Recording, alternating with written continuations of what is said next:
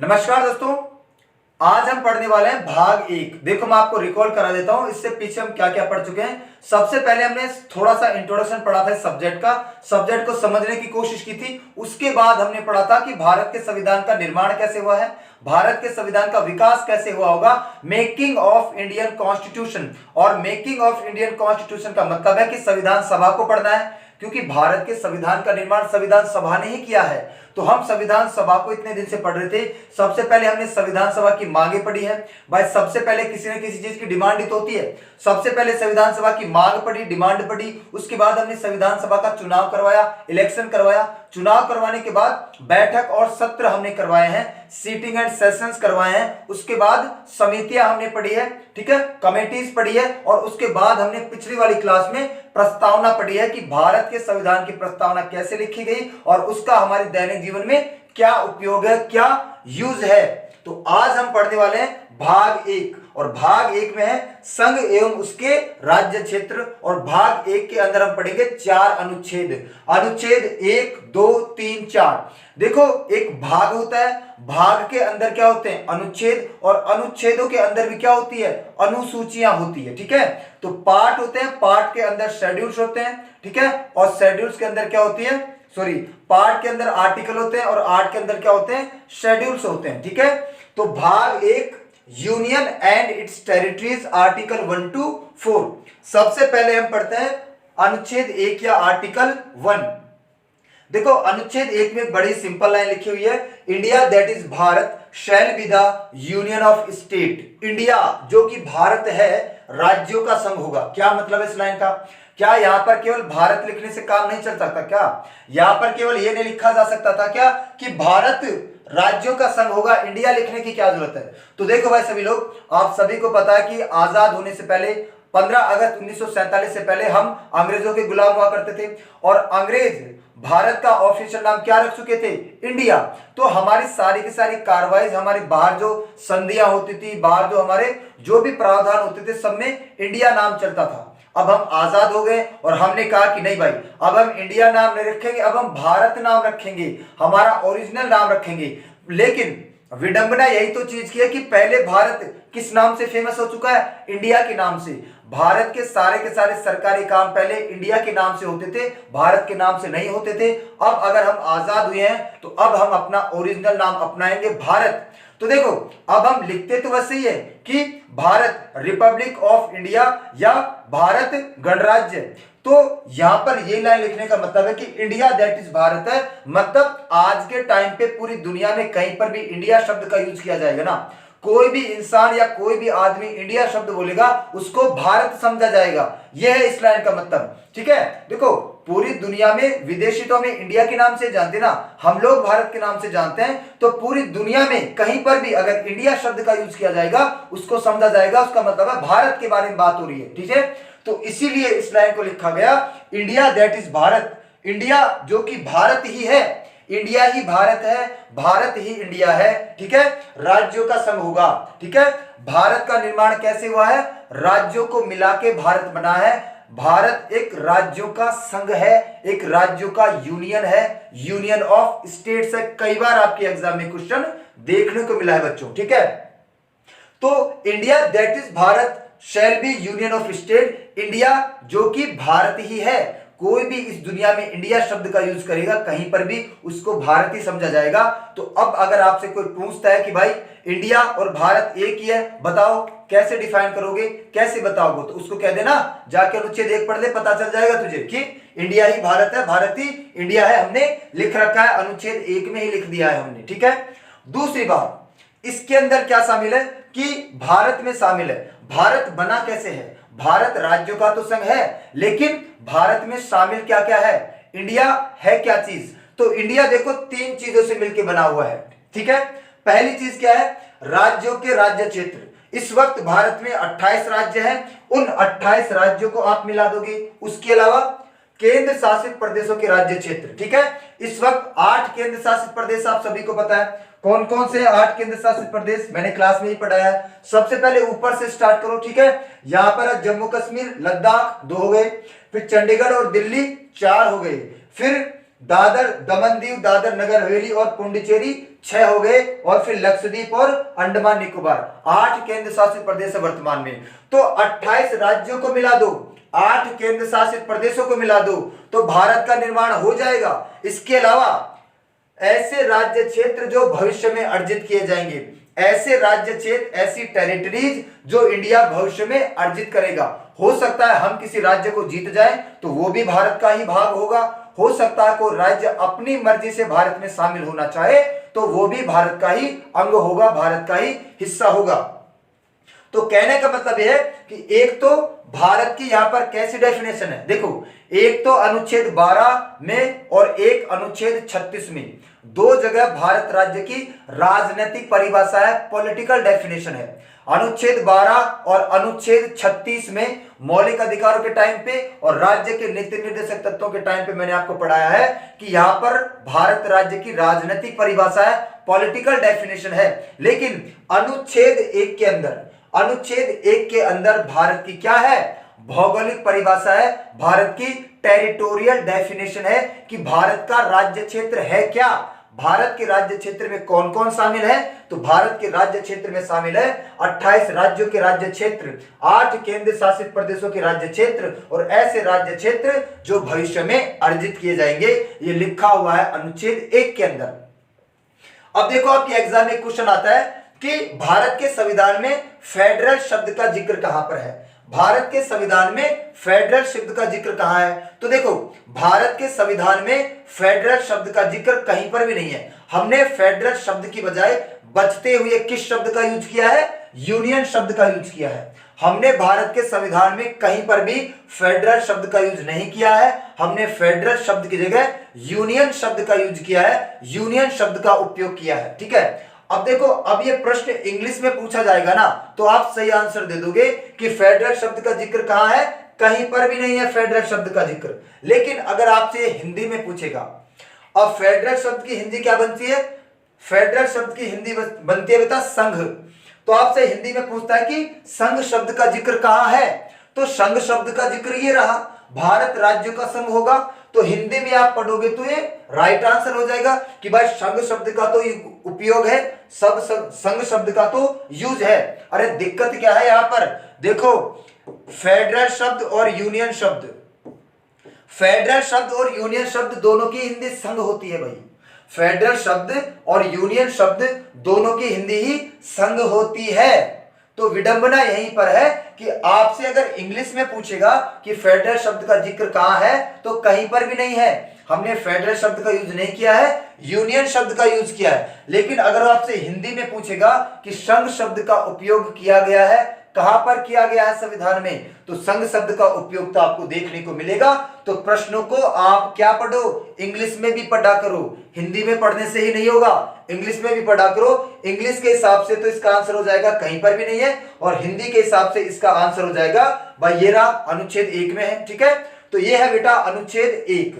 अब इसके बाद आगे चलते हैं, इसके बाद हम बात करते हैं अनुच्छेद 2 की। अनुच्छेद 2 में है admission and establishment of new states. ठीक है, नए राज्यों का प्रवेश और स्थापना। यदि भारत में कोई नया राज्य मिलना चाहता है या हम किसी नए राज्य को बाहर से जो वर्तमान में है उनके अलावा अगर बाहर से कोई नया राज्य भारत में मिलना चाहता है या हम उसे मिलाना चाहते हैं, उसके लिए उपयोग किया जाता है अनुच्छेद 2। तो अनुच्छेद 2 में प्रावधान यह है कि लिखा हुआ है कि यदि भारत में बाहर से कोई राज्य शामिल होना चाहता है या भारत खुद बाहर से किसी राज्य को शामिल करना चाहता है तो संविधान हमारा संविधान संसद को सारी शक्तियां प्रदान करता है कि सिचुएशन के हिसाब से, परिस्थिति के हिसाब से जो भी संसद को उचित लगता है वो नियम कानून बनाकर शामिल कर सकती है। तो देखो इसी के आधार पर हमने सिक्किम का भी विलय किया है, हमने सिक्किम को भारत में मिलाया है। देखो सिक्किम ये रहा, देखो सिक्किम 7 स्टेट्स का पार्ट नहीं है, सिक्किम 7 सिस्टर का पार्ट नहीं है, 7 सिस्टर अलग है। ये रहा सिक्किम। 7 सिस्टर में क्या क्या आते हैं आपके, अरुणाचल प्रदेश, नागालैंड, मणिपुर, मिजोरम, त्रिपुरा, मेघालय और असम। ये 7 सिस्टर का पार्ट नहीं है, ये अलग राज्य है। तो सिक्किम का विलय कैसे किया गया वो हम देखते हैं। वो अनुच्छेद 2 के माध्यम से किया गया था। क्यों किया गया था, क्योंकि नए राज्यों का प्रवेश भारत में और इसकी स्थापना अनुच्छेद 2 के आधार पर ही की जाती है। तो देखो सिक्किम की स्थापना 17वीं शताब्दी में एक नामग्याल नाम का एक बौद्ध भिक्षु था, ठीक है, जूडो कराटे वाला बौद्ध भिक्षु था, उसने 17वीं शताब्दी में इसकी स्थापना की थी। अब देखो 17वीं शताब्दी के बाद धीरे धीरे 70 के आसपास अब आपको पता है कि यहाँ की जनता ने कहा कि हमें डेमोक्रेसी चाहिए। यहाँ पर क्या थी, मोनार्ची थी, राजतंत्र था, राजाओं का शासन था। तो इन लोगों ने कहा कि भाई हमें क्या चाहिए, लोकतंत्र चाहिए। अब देखो 1973 में यहाँ की प्रजा ने यहाँ पर क्या किया, विद्रोह किया, थोड़ा सा आंदोलन किया कि हमें डेमोक्रेसी चाहिए, हमें राइट्स चाहिए, ठीक है, हमें हमारे स्वयं के अधिकार चाहिए। देखो बगल में भारत में डेमोक्रेसी है। तो यहाँ की जनता ने 1973 में थोड़ा सा विद्रोह किया, ठीक है, राजा के महल के सामने, ठीक है।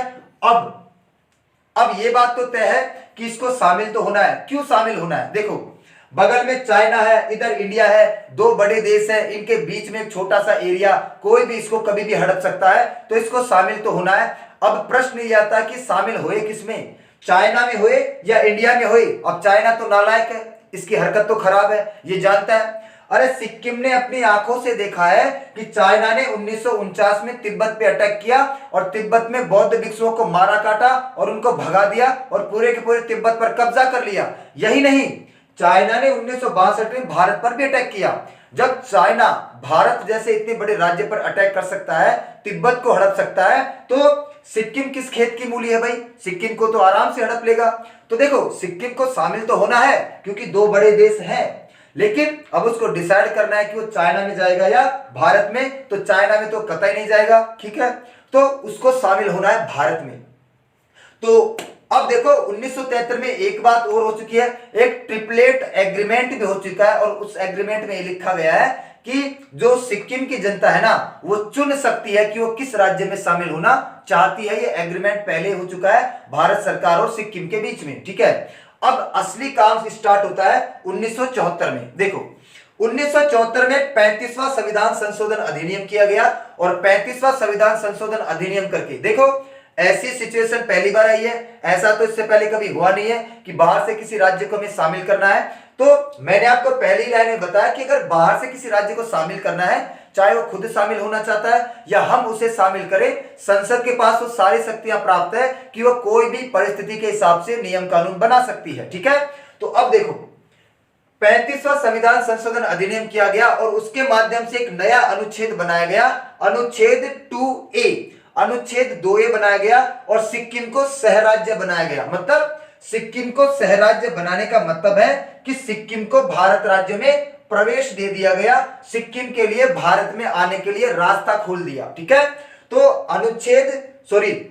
35वें संविधान संशोधन 1974 के माध्यम से सिक्किम के लिए हमने एक रास्ता बनाया, सिक्किम को प्रवेश किया, एडमिट किया भारत राज्य के अंदर और इसको हमने सहराज्य बनाया कि ये भारत का सहायक राज्य है, हमारे संरक्षण में है।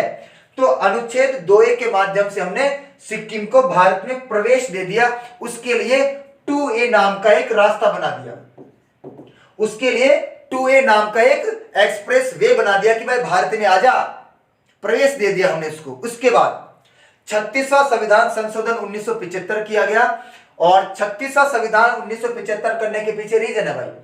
देखो इंदिरा गांधी है इस वक्त प्राइम मिनिस्टर और इंदिरा गांधी को पता है, देखो जम्मू कश्मीर की समस्या से पहले जूझ रहे हैं। जम्मू कश्मीर को भी आपको पता है कि धारा 370 टेम्परेरी अस्थायी तौर पर दी गई थी, लेकिन आपको पता है कितना बुरा काम खराब हो गया है, ठीक है। उसी को ध्यान में रखते हुए कि इंदिरा गांधी ने ऐसा सोचा कि इसकी हालत जम्मू कश्मीर की तरह ना हो जाए। आज तो हम इसको टेम्परेरी शामिल कर रहे हैं, आज के बाद जम्मू कश्मीर की तरह अपना अलग संविधान, अपना अलग झंडा, अपना अलग नियम कानून बनाने की मांग ना कर बैठे। इसीलिए इस जड़ को ही मुझे खत्म करना पड़ेगा। ये जो हमने नई जड़ बनाई है 2A नाम की, इस जड़ को ही काट देते हैं। तो फिर इंदिरा गांधी ने इसके लिए 36वां संविधान संशोधन 1975 किया और उसके माध्यम से ये जो नया अनुच्छेद बनाया था ना 2A, इस अनुच्छेद को ही समाप्त कर दिया गया। अब देखो जो 2A नाम का रास्ता हमने बनाया था, ये जो 2A नाम का नया अनुच्छेद बनाकर हमने सिक्किम को प्रवेश दिया था, सिक्किम के लिए रास्ता बनाया था, अब इस रास्ते को ही खत्म कर दिया है। मतलब ये जो 2A नाम का एक्सप्रेस वे बनाया था हमने, इस एक्सप्रेस वे को ही हमने बीच में से काट दिया है। मतलब समाप्त कर दिया है। तो अब सिक्किम भारत में ही रह गया, जाने का रास्ता बंद कर दिया गया है। तो कहने का मतलब यह है कि 36वें संविधान संशोधन 1975 के माध्यम से ये जो नया अनुच्छेद बनाया था 2A, इस अनुच्छेद को समाप्त कर दिया गया है। समाप्त करने का मतलब है कि सिक्किम के लिए जो भारत में आने के लिए रास्ता बनाया था, सिक्किम भारत में आ तो गया है और अब हम इस रास्ते को काट चुके हैं, अनुच्छेद 2A को समाप्त कर चुके हैं। तो सिक्किम भारत राज्य का हिस्सा बन गया और इसी के आधार पर सिक्किम को हमने पूर्ण राज्य का दर्जा प्रदान किया है और 16 मई 1975 को सिक्किम भारत का 22वां राज्य बना है। 16 मई 1975 को सिक्किम भारत का 22वां राज्य बना है। तो कहने का मतलब यह है कि अनुच्छेद 2 का उपयोग करते हैं अगर बाहर से कोई राज्य भारत में शामिल होना चाहता है या हम किसी राज्य को भारत में शामिल करना चाहते हैं, तब इसका उपयोग किया जाता है और इसी के आधार पर हमने सिक्किम को भी शामिल किया है। इसके आगे चलते हैं। अनुच्छेद 3 में क्या है? देखो, अनुच्छेद 3 में है formation of new states and alteration of areas, boundaries and names of the existing states. कहने का मतलब यह है कि नए राज्यों का निर्माण और वर्तमान राज्यों के क्षेत्रों में, सीमाओं में और नामों में परिवर्तन का। अनुच्छेद 2 का उपयोग करते हैं बाहर से किसी राज्य को मिलाना है, लेकिन अनुच्छेद 3 का उपयोग करते हैं भारत के अंदर अगर हमें तोड़फोड़ करनी है, भारत के अंदर नया राज्य बनाना है, 2 राज्यों को जोड़ना है, तो उसके लिए हम इस अनुच्छेद का उपयोग करते हैं। तो अनुच्छेद 2 उपयोग होता है बाहर से मिलाना है किसी को भारत में, और अनुच्छेद 3 का उपयोग करता है भारत के अंदर ही हमें काट छांट करनी है उसके लिए। ठीक है, तो अनुच्छेद 3 के अंतर्गत कुछ भी कर सकते हैं हम भारत राज्य के अंदर। ठीक है, 2 राज्यों को जोड़कर एक नया राज्य बना सकते हैं, राजस्थान और मध्य प्रदेश को जोड़कर नया राज्य बना सकते हैं, या मध्य प्रदेश या राजस्थान के 2 टुकड़े कर सकते हैं, या मध्य प्रदेश का कुछ एरिया मिलाकर राजस्थान का कुछ एरिया मिलाकर नया राज्य बना सकते हैं। ठीक है, कुछ गांव या डिस्ट्रिक्ट बनाकर नया राज्य बना सकते हैं। कहने का मतलब यह है कि यहाँ पर एक राज्य में से 2 या 3 राज्य बनाए भी जा सकते हैं, 2-3 राज्यों को मिलाकर एक नया राज्य भी बनाया जा सकता है। कुछ राज्यों की डिस्ट्रिक्ट को, गांव को जोड़कर एक नया राज्य भी बना सकते हैं। ठीक है, तो कहने का मतलब यह है कि हम भारत के अंदर तोड़फोड़ कर सकते हैं, भारत के अंदर किसी भी राज्य का एरिया बढ़ा सकते हैं, भारत के अंदर किसी भी राज्य का एरिया घटा सकते हैं, भारत के अंदर किसी भी राज्य का नाम बदल सकते हैं। ये सारे के सारे काम हम अनुच्छेद 3 के माध्यम से करते हैं। और करते कैसे हैं? नए राज्यों का निर्माण, भारत के अंदर अगर कोई नया राज्य बनाना है, ठीक है, या एक राज्य में से 2 राज्य बनाने हैं, या 2-3 राज्यों की जमीन को मिलाकर एक नया राज्य बनाना है, ठीक है, तो ये सब संसद करेगी कानून के द्वारा। ये लिखा हुआ है कि नए राज्यों का निर्माण संसद में होगा, विधि द्वारा, हमारी पार्लियामेंट में लॉ के द्वारा किया जाएगा ये काम। ठीक है, तो होता कैसे है, ध्यान से देखना कि अगर हमें नया राज्य बनाना है, 2 राज्यों को जोड़ना है, या कुछ भी तोड़फोड़ करनी है भारत राज्य के अंदर, तो हम कैसे करते हैं? सबसे पहले तो सीमा, क्षेत्र या नाम, एरिया, बाउंड्री या नाम में अगर आपको बदलाव करना है, बदलना है, चेंज करना है, तो सबसे पहला काम क्या करना पड़ेगा? सबसे पहले राष्ट्रपति से परामर्श करना पड़ेगा, राष्ट्रपति से पूर्व परामर्श। ठीक है, जब भी कोई नया राज्य बनाया जाएगा, 2 राज्यों को जोड़ा जाएगा, या किसी का एरिया इधर उधर किया जाएगा, या नाम बदला जाएगा, इससे पहले जब भी ये प्रस्ताव आएगा, ठीक है, तो आपको पता है कि प्रपोजल आता है, प्रस्ताव आता है, तो इस प्रस्ताव को आने से पहले, इस प्रपोजल को लाने से पहले राष्ट्रपति से परामर्श करना पड़ता है। और दूसरी सबसे इंपॉर्टेंट चीज, राज्य को बिल भेजना जरूरी है।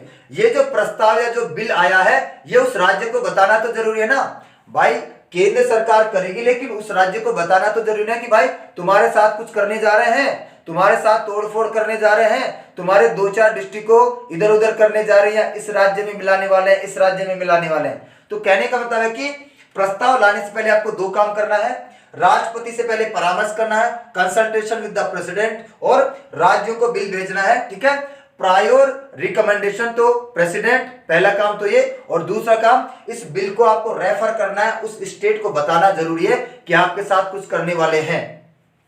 अब देखो, ये जो प्रस्ताव आएगा ना, ये किसी भी सदन में लाया जा सकता है, लोकसभा में भी लाया जा सकता है, राज्यसभा में भी लाया जा सकता है। लोकसभा हमारा निम्न सदन है, राज्यसभा उच्च सदन है, तो इससे संबंधित क्षेत्र नाम या सीमा में परिवर्तन से संबंधित प्रस्ताव किसी भी सदन में लाया जा सकता है। अब यह प्रस्ताव आने के बाद जिस भी सदन में आया है उसमें सिंपल मेजोरिटी से पास होना चाहिए। सिंपल मेजोरिटी का मतलब होता है कि जितने सदस्य उपस्थित हैं उन सदस्यों का 50% प्लस एक ज्यादा।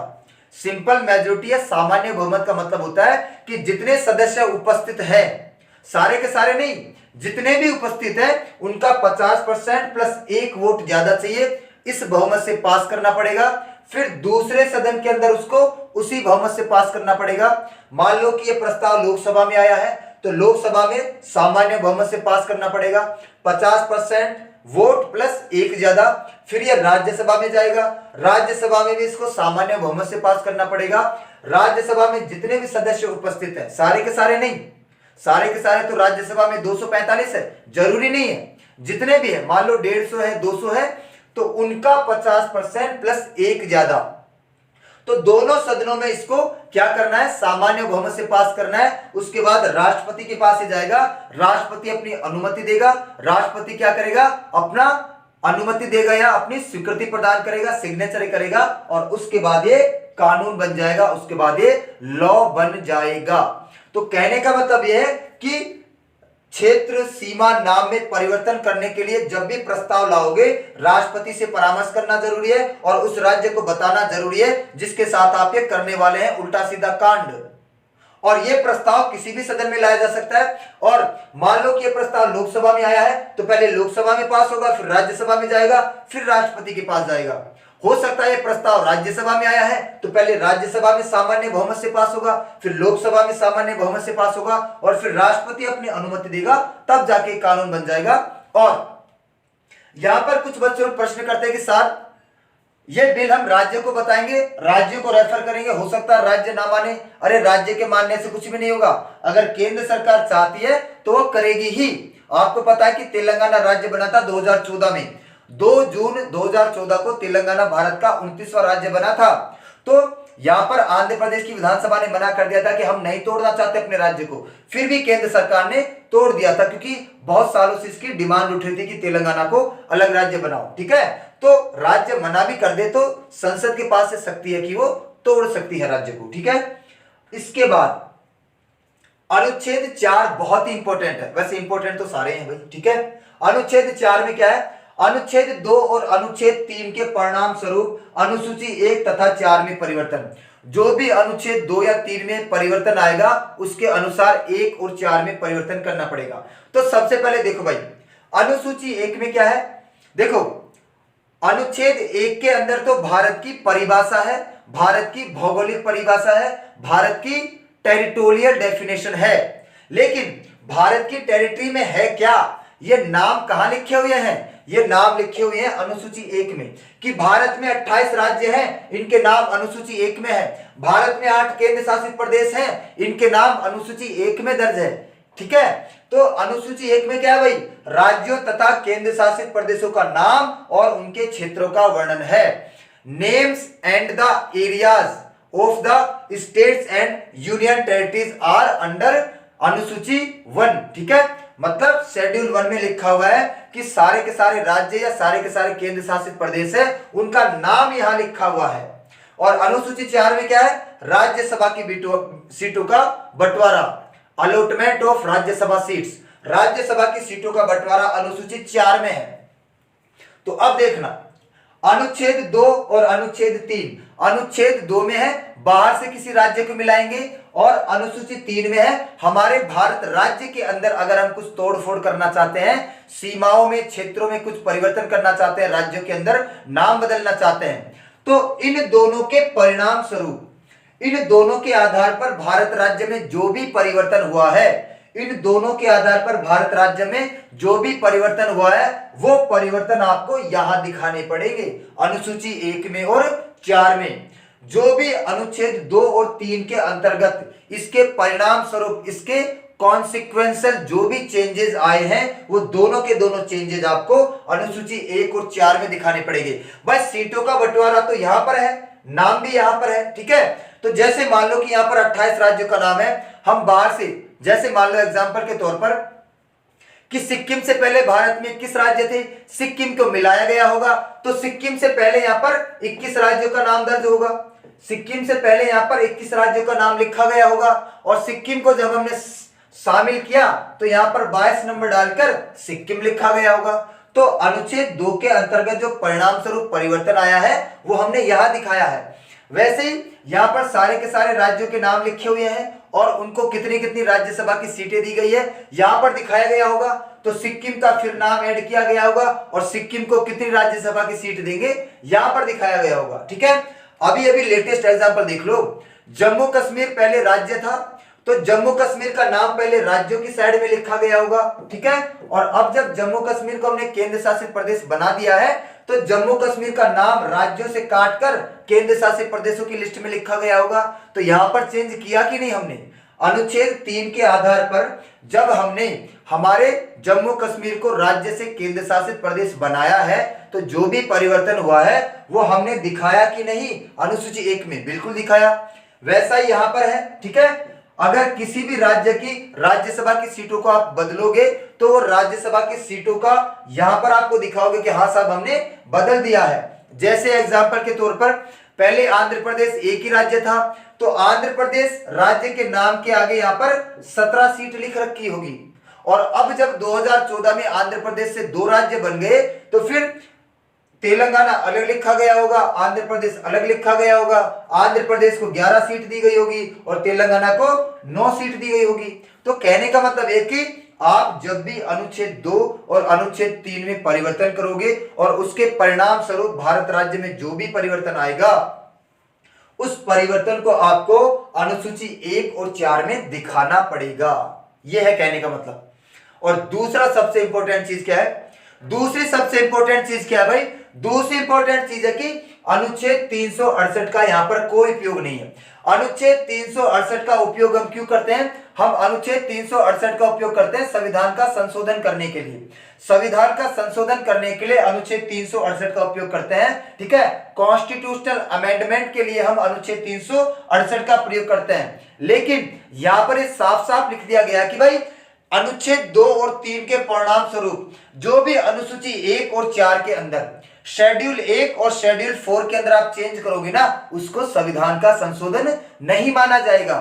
ये तो छोटा सा काम है भाई, नाम ही तो बदलना है, डिजिट तो बदलनी है, इसको संविधान संशोधन नहीं माना जाएगा। जब भी आप अनुच्छेद 2 और 3 के अंतर्गत अनुसूची 1 या 4 में कोई भी परिवर्तन करोगे तो इसको संविधान का संशोधन नहीं समझा जाएगा, इसको कॉन्स्टिट्यूशनल अमेंडमेंट नहीं समझा जाएगा, और उचित भी है। ये तो बहुत ही छोटा सा काम है। अगर इसको आप संविधान संशोधन समझने लगे तो अब तक 2-4 हजार संविधान संशोधन हो जाते हैं, आपको भी पता है। ठीक है, तो ये कहा गया है कि जब भी अनुच्छेद 4 के अंदर कुछ परिवर्तन किया जाएगा अनुसूची 1 और 4 में, उसको संविधान संशोधन नहीं समझा जाएगा, उसको कॉन्स्टिट्यूशनल अमेंडमेंट नहीं समझा जाएगा। कहने का मतलब है कि अनुच्छेद 4 के अंतर्गत आर्टिकल 4 के अंतर्गत अनुच्छेद 368 का कोई उपयोग नहीं है। ये छोटा सा काम है। आप खुद सोचो, नाम ही तो बदलना है, डिजिट ही तो बदलनी है, इसको संविधान संशोधन मानना उचित नहीं है। संविधान संशोधन एक बड़ा काम है। ठीक है, बड़ा प्रोग्राम है, एक बड़ा चीज की घटना, एक बड़ा प्रोसेस है। तो जब भी आप अनुच्छेद 4 के अंतर्गत यहाँ पे चेंज करोगे, यहाँ पर आप 368 का उपयोग नहीं मानोगे, मतलब ये कोई संविधान संशोधन नहीं है, ये छोटा सा काम है। तो ये चारों के चारों संविधान, ठीक है, ये चारों के चारों अनुच्छेद, अनुच्छेद 1, अनुच्छेद 2, अनुच्छेद 3, अनुच्छेद 4 भाग 1 के अंदर है। तो आज हमने भाग 1 पढ़ा है, संघ एवं उसके राज्य क्षेत्र, यूनियन एंड इट्स टेरिटरीज। पहले के अंदर भारत राज्य की क्या है?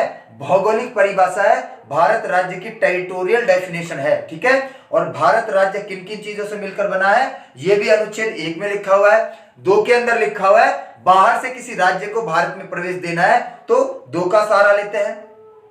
भारत के अंदर किसी राज्य का क्षेत्र में परिवर्तन करना है, सीमा में परिवर्तन करना है, नाम बदलना है, ठीक है, एरिया, बाउंड्री या नेम में चेंज करना है तो अनुच्छेद 3 का सहारा लेते हैं। और अनुच्छेद 4 के अंतर्गत है कि जब भी अनुच्छेद 2 और 3 के अंतर्गत इसके परिणाम स्वरूप जो भी परिवर्तन भारत राज्य में देखने को मिलेगा वो आपको यहां दिखाना पड़ेगा अनुसूची 1 और 4 के अंतर्गत, क्योंकि नाम और क्षेत्र यहां पर लिखे हुए हैं। और जब भी आप अनुच्छेद 4 का संशोधन करोगे या कोई भी परिवर्तन करोगे तो उसको संविधान का संशोधन नहीं माना जाएगा।